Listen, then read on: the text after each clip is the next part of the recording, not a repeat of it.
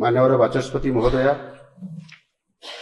ए गृहर पूर्वतन सदस्य स्वर्गत हेमेंद्र प्रसाद महापात्र और स्वर्गत कृष्णचंद्र मल्लिक इतिमध्य परलोक हो जाइछि।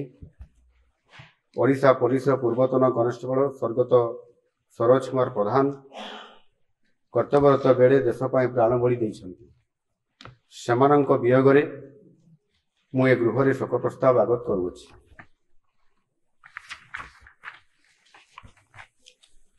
स्वर्गत हेमेंद्र प्रसाद महापात्र 2/1/1934 तारीख रे सुंदरगढ़ जिलार कुढ़ई ठारे जन्मग्रहण करथिले। से 1961 मसीह 1967 मसीह एवं 1971 मसीह बणे विधानसभा निर्वाचन मंडल 3 थर विधानसभा को निर्वाचित हो आसते। से जन मिष्टभाषी, मेलापी, परोपकारी और लोकप्रिय व्यक्ति थिले एवं समाजर दलित और निष्पेषित वर्गों को उन्नति पाए सबु बड़े प्रयासरत थिले। एही वर्षा नेतांकर 15/10/2025 तारीख दिन 92 वर्ष बयस परलोक होइछि।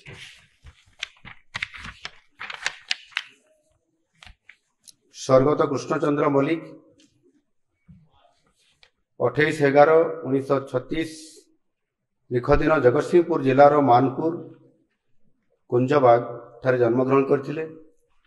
से 1980 मसीह जगतसिंहपुर विधानसभा निर्वाचन मंडली ओडिशा विधानसभा को निर्वाचित हो आसते।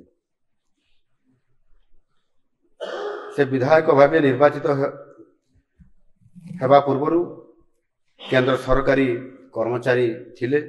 स्वर्गत मल्लिक तांकर निर्वाचन मंडलीर गरीब और दलित श्रेणी लोक मानकर शिक्षार उन्नति निमंते विभिन्न शिक्षानुष्ठान सहित जड़ित थिले और समानकर सामाजिक विकास करने सह समाज विभिन्न कुसंस्कार दूर करने सदा सर्वदा चेष्टित थिले।